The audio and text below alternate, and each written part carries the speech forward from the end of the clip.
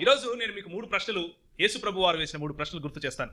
యేసు ప్రభు ఈ లోకంలో మనలాగా నీలాగా నాలాగా మానవుడిగా జన్మించినప్పుడు, ఆయన ఈ లోకంలో మనతో పాటు సంచరించినప్పుడు అడిగినటువంటి ప్రశ్నలు దాదాపు 135 నుంచి 136 ప్రశ్నలు ఉన్నాయి.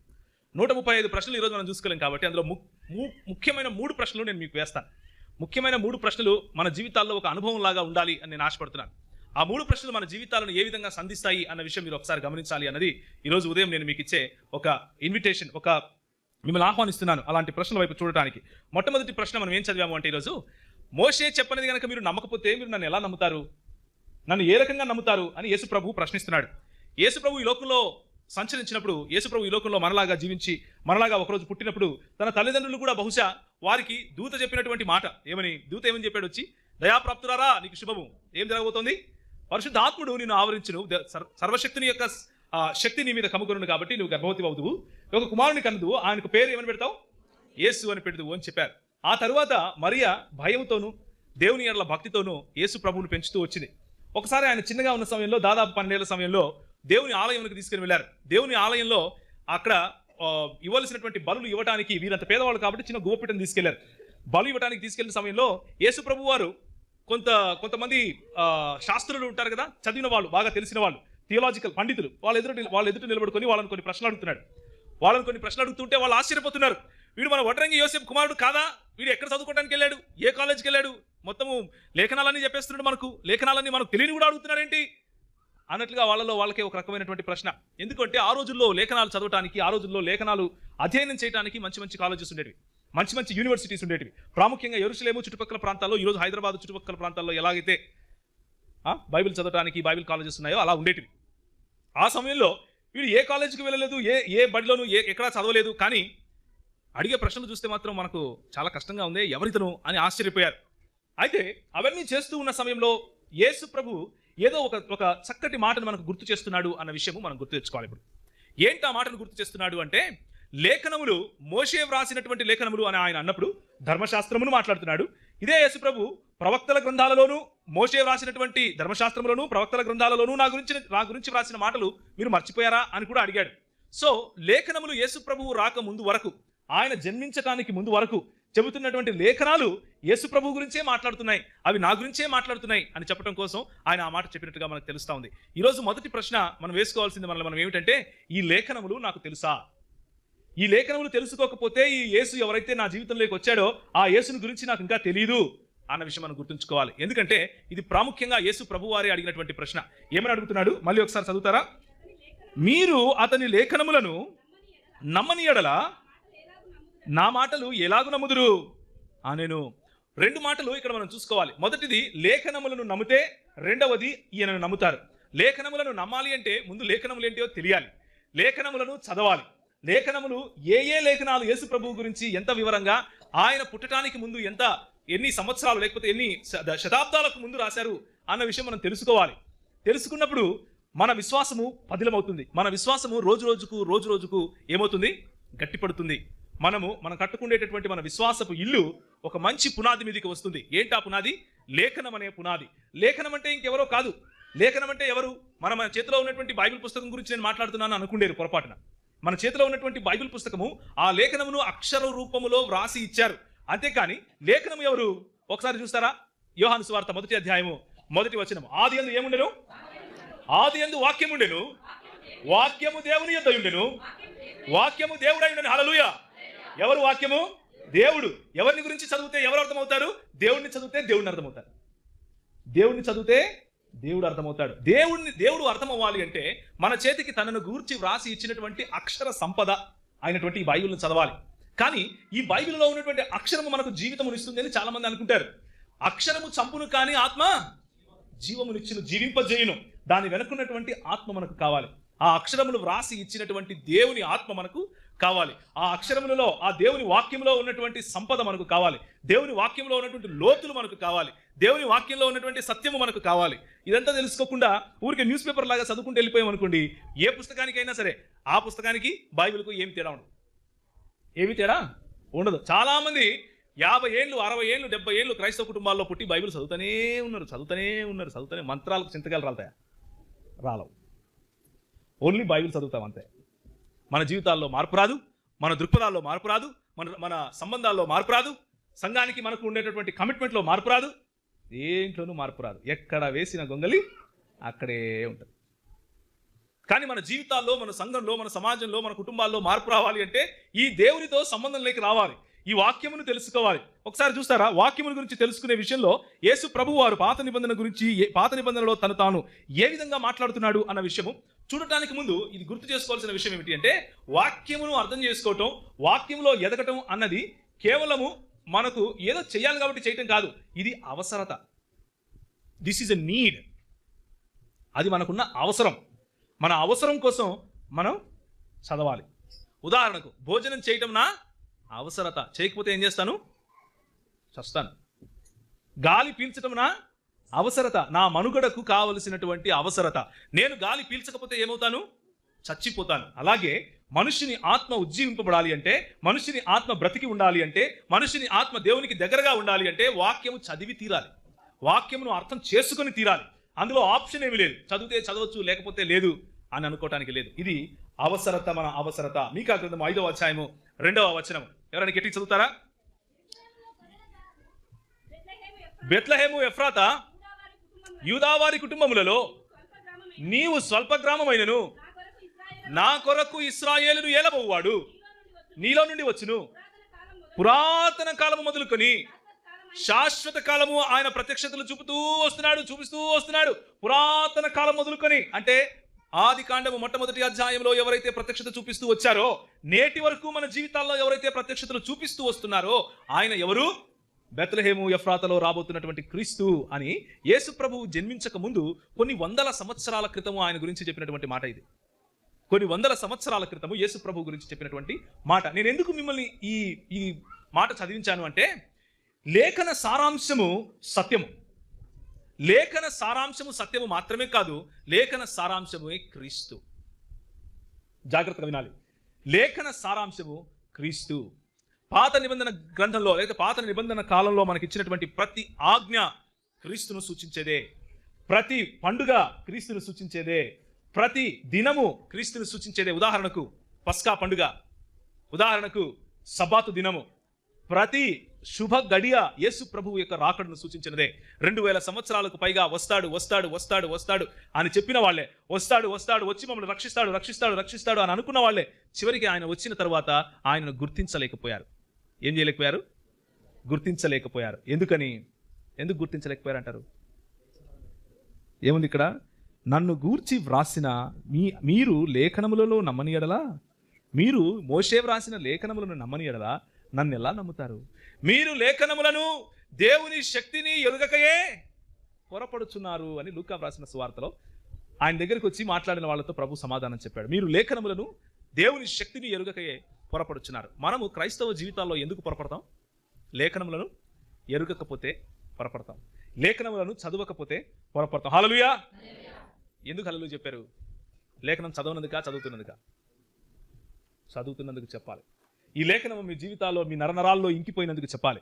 ఈ లేఖనము మీకు సంబంధాలకు బంకలాగా ఉన్నందుకు హల్లెలూయా చెప్పాలి.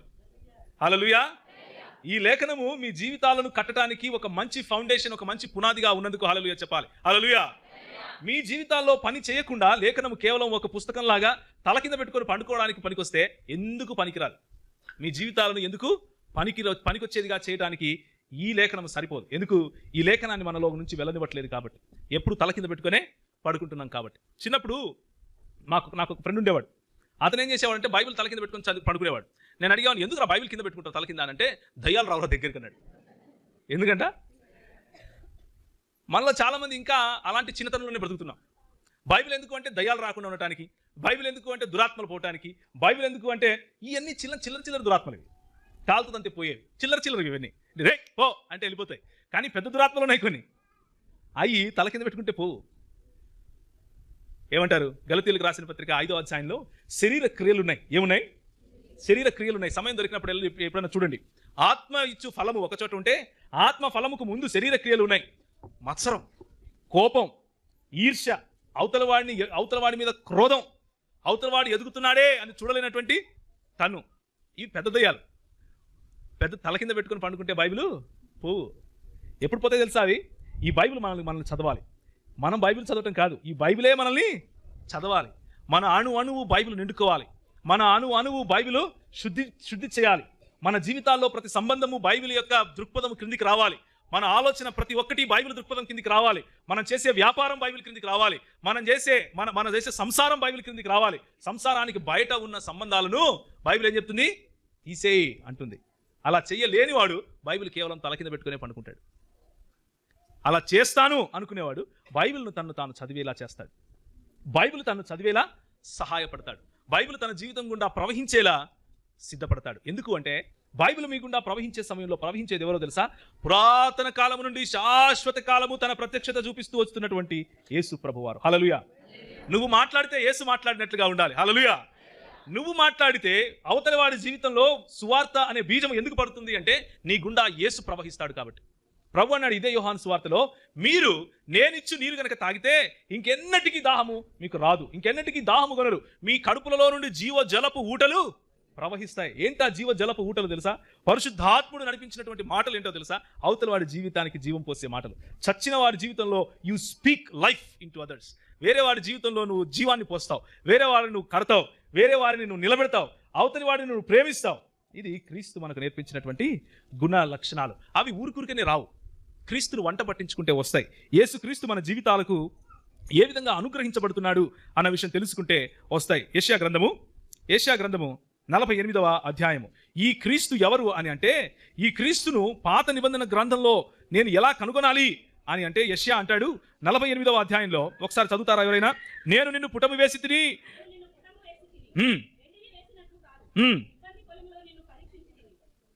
నా నిమిత్తము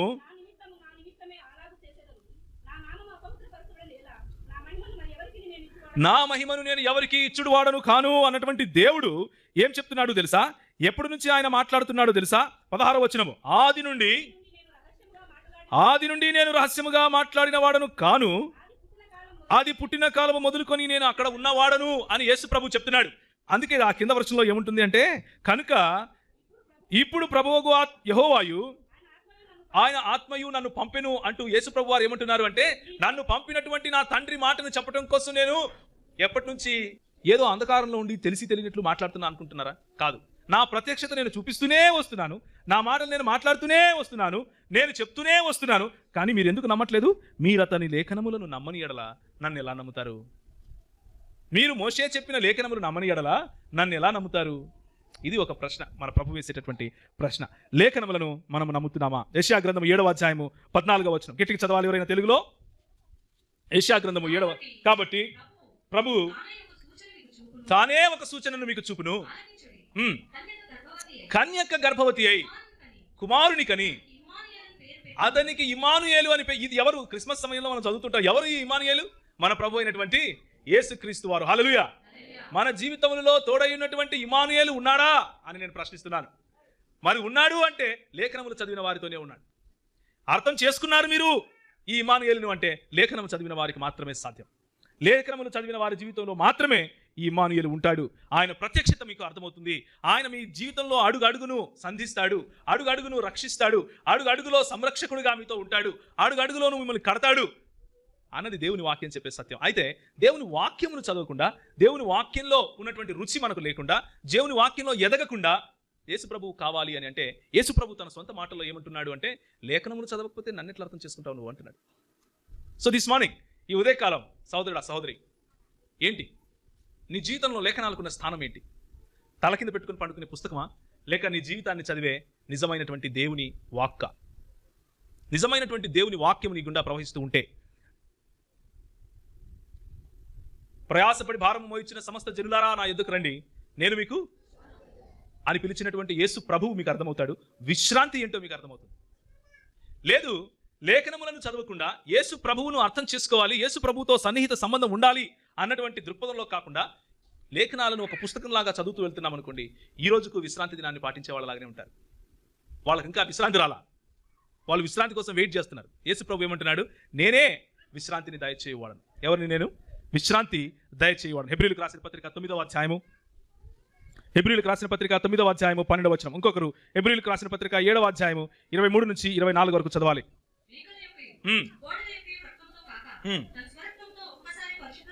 తన స్వరక్తముతో మనల్ని సంపాదించుకున్నాడు.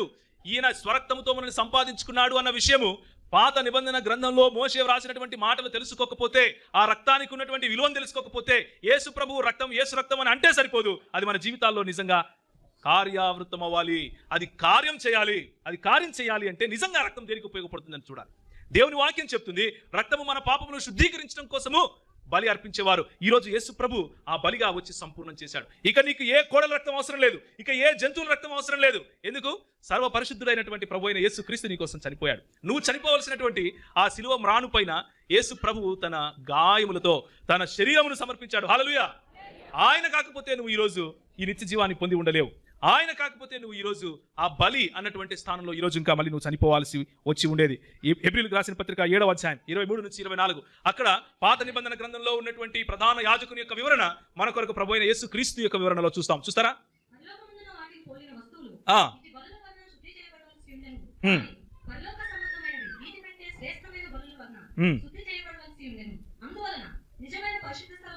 నిజమైన పరిశుద్ధ స్థలమును పోలి హస్తకృత్యమైన పరిశుద్ధ స్థలములలో క్రీస్తు ప్రవేశింపలేదు, కానీ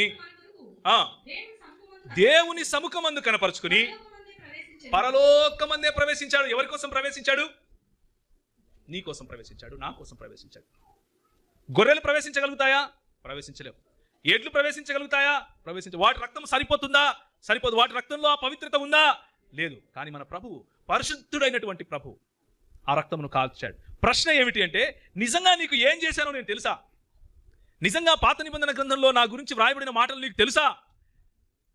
నువ్వు ఏ సాక్రిఫైస్ లేకపోతే ఏ బలి కోసం అయితే ప్రతి సంవత్సరము దేవాలయం దగ్గరికి వెళ్ళావో ఆ దేవాలయమును నేనే అని చెప్పే యేసు నీకు తెలుసా? ఈ దేవాలయమును పడగొట్టుడి ఎప్పుడు కడతానన్నాడు? చూస్తారా? యోహాను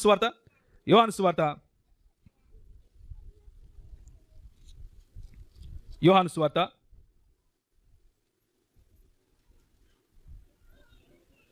2:19 అనుకుంటున్నాను. ఒకసారి చూడండి. 2:19 ఈ దేవాలయమును పడగొట్టుడి 3 దినములలో దాన్ని లేపుతాను అన్నాడు. ఎందుకో తెలుసా? He is fulfilling the promise that he is the temple. ఆయన చేసినటువంటి వాగ్దానాన్ని సంపూర్ణం చేస్తున్నాడు. ఏంటి ఆ వాగ్దానము అంటే, మీరు హస్తకృత్యములైనటువంటి దేవాలయముల దగ్గరికి వెళ్ళి దేవుని స్మరించుకుంటూ దేవుని కోసం మీరు ఇవ్వాల్సినటువంటి బలులను ఇచ్చుకుంటూ ప్రతి సంవత్సరం ఏదైతే ఛాయారూపకంగా చేస్తున్నారో, ఏదైతే ఒక నీడలాగా జరుగుతూ ఉందో, రియాలిటీ ఒరిజినల్ మీ ముందుకు వచ్చింది. ఇప్పుడు ఏంటి? ఈ దేవాలయము అని నా శరీరాన్ని చూపిస్తూ ఆయన అంటున్నాడు. తన సొంత శరీరాన్ని చూపించుకుంటూ ఆయన అంటాడు, ఈ దేవాలయం అనే నా శరీరాన్ని పడగొట్టండి, 3 దినములలో దీన్ని లేపుతాను. 3 దినములలో దీన్ని లేపుతాను. లేపటమే కాదు, నిన్ను దేవాలయంగా చేస్తాను. హల్లెలూయా, హల్లెలూయా. ఇప్పుడు మీరు దేవాలయానికి వెళ్ళాల్సిన అవసరం లేదు, మీరే దేవాలయం. హల్లెలూయా. ఎవరైతే ఇలా కలుసుకొని కూడుకుంటారో ఇది దేవాలయము, మీ మధ్యలో యేసుప్రభు ఉంటాను అని చెప్పాడు మత్తయి సువార్త. ఎక్కడ నా నామమున 2-3 కూడుకొని ఉందరో వారి నడుమ నేను వారితో ఉంటాను, వారిలో ఉంటాను. హల్లెలూయా. మన ప్రభువు పాత నిబంధన గ్రంథములో చెప్పినటువంటి ప్రతి మాటకు ఫుల్ఫిల్మెంట్, ప్రతి మాటను సంపూర్ణం చేయడానికి వచ్చాడు. అందుకని ఆయన అన్నాడు, నేను ధర్మశాస్త్రమును కొట్టివేయుటకు రాలేదు, కానీ దానిని నెరవేర్చుటకు వచ్చాను, సంపూర్ణం చేయడానికి వచ్చాడు. To fulfil it 100%, 100%. ఆ దేవాలయమును పడగొట్టారు, ఆయన 3వ దినమున లేచాడు. ఇప్పుడు మనము హెబ్రీయులకు రాసిన పత్రికలో చెప్పినట్లుగా విశ్రాంతిలో ప్రవేశించబోతున్నాం. ఏ విశ్రాంతి? ఎందుకు సబ్బాతు దినం చేస్తారో తెలుసా? పస్కా పండుగ ఎందుకు చేస్తారో తెలుసా? ఇవన్నీ యేసు ప్రభువుకు సూచనలే. యేసు రాబోతున్నటువంటి పస్కా బలికి సూచించి ఆ రోజు వాళ్ళు ఇశ్రాయేలీయులు పస్కా బలికి వచ్చారు. రాబోతున్నటువంటి పస్కా బలి ఎవరు? చూస్తారా ఒకసారి దేవుని వాక్యము? రాబోతున్నటువంటి పస్కా బలి ఎవరు? మన ప్రభు అయినటువంటి యేసుక్రీస్తు. లేవియాకాండం 23వ అధ్యాయం 5వ వచనం ఒకసారి చూడండి. లేవికాండం 23:5. లేవికాండం 23:5.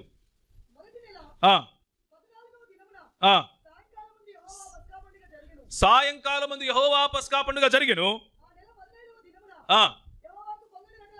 పొంగని రొట్టెల పండుగ జరిగెను. అన్లివెన్డ్ బ్రెడ్ అంటారు, పొంగని రొట్టెల పండుగ. ఈ పస్కా పండుగ ఎవరు అంటే 1 కొరింథీయులకు రాసిన పత్రిక 5వ అధ్యాయము 7వ వచనం. ఈ పస్కా రాబోతున్నటువంటి నిజమైన పస్కా ఏంటో తెలుసా? చూడండి.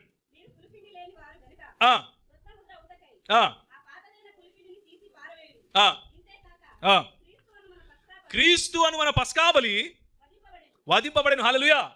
ఇక మళ్ళీ మీరు పస్కాలు చేసుకోవాల్సిన అవసరం లేదు. ఇక మళ్ళీ మీరు పోయి వాటిని వీటిని కోసి ఏదో పండగ చేసుకోవాల్సిన అవసరం లేదు. ఎందుకంటే ఆ రోజు అవి ఒక నిదర్శనముగా, ఒక ఒక ఒక మాదిరిగా, లేకపోతే ఒక చూడటానికి ఒక సైన్గా. ఉదాహరణకి మీరు ఇక్కడ నుంచి వెళ్తున్నారు హైదరాబాద్కి, సైన్ పోస్టులు ఉంటాయి పైన, అవునా కదా? ఉంటాయా ఉండవా? ధర్మోజీ గూడెంకు రైట్ తీసుకోండి, ఇంకొంచెం ముందుకు వెళ్తే ఎల్బీ నగర్కి లెఫ్ట్ తీసుకోండి, తర్వాత దాని ఏమంటారు రాజీవ్ అవుటర్ రింగ్ రోడ్కి వెళ్ళడానికి రైట్ తీసుకోండి. ఇవన్నీ ఏంటివి? సైన్ పోస్టులు. లేదు ఆ సైన్ పోస్టును పట్టుకుని నేను ఊగులాడుతున్నాను అనుకోండి, హైదరాబాద్ వెళ్ళిపోతానా? ఏమంటారు? ధర్మోజీ గూడానికి రైట్ తీసుకోండి అన్న చోట పోయి నేను పట్టుకుని ఊగులాడుతున్నాను అనుకోండి, ధర్మోజీ గూడెం వెళ్ళిపోతానా? వెళ్ళిపోను. పాత నిబంధన గ్రంథం కూడా అంతే. పాత నిబంధన గ్రంథము రాబోతున్నటువంటి క్రీస్తుని చెప్తా ఉంది. క్రీస్తు మీ జీవితాల్లోకి వచ్చాడు. హల్లెలూయా. అయితే పాత నిబంధన గ్రంథం యొక్క గొప్పతనం ఏమిటి అంటే, ఆ బోర్డు చదవందే ధర్మోజీ గూడెం ఎక్కడుందో నీకు తెలీదు, అందుకు చదవాలి. ఆ బోర్డు చదవందే ఎక్కడికి వెళ్ళాలో నీకు తెలియదు, ఎలా వెళ్ళాలో నీకు తెలియదు. అందుకనే ఈ రోజుకు కూడా మన దగ్గర 66 పుస్తకాల బైబిల్ ఉంది. కేవలం నూతన నిబంధన కాదు, పాత నిబంధనను కూడా మనం తీసుకుని వెళ్తున్నాం. ఎందుకు? క్రీస్తులో ఫలించినటువంటి పండుగలు జ్ఞాపకం చేసుకోవడానికి, క్రీస్తులో ఫలించినటువంటి పస్కాను జ్ఞాపకం చేసుకోవడానికి, క్రీస్తులో సంపూర్ణమైనటువంటి పులియని రొట్టెల పండుగను జ్ఞాపకం చేసుకోవడానికి, క్రీస్తులో సంపూర్ణమైనటువంటి పెంతికోస్తును జ్ఞాపకం చేసుకోవడానికి. హల్లెలూయా. పెంతికోస్తు వస్తుంది అనుకున్నారు. సంఘము ఈ రోజు పెంతికోస్తుగా స్థిరపడింది. హల్లెలూయా. ఏ దేవుని యొక్క పరిశుద్ధాత్ముని శక్తి మన మీదకి వచ్చినప్పుడు, అపొస్తలుల కార్యము 2వ అధ్యాయంలో మనము పరిశుద్ధాత్మునిలో నిండుకొని సంఘముగా ప్రారంభించబడ్డాం. సంఘముగా మనం ఒక పునాదిలోకి వచ్చాం. యేసు క్రీస్తు అన్నటువంటి బండపైన మనం కట్టబడ్డాం. హల్లెలూయా. ఇది యేసు క్రీస్తుని తెలుసుకోవాల్సినటువంటి అవసరత. ఇది ఒక ఆప్షన్ కాదు. తెలుసుకున్నా తెలుసుకోకపోయినా ఏం కాదులే అని అనుకునే వాళ్ళ మూతి పళ్ళు రాలుతాయి ఒకరోజు. ఎందుకో తెలుసా? వాళ్ళు తెలుసుకున్నటువంటి యేసు బైబిల్లో ఉండే యేసు కాదు అని తెలిసిపోతుంది వాళ్ళకి.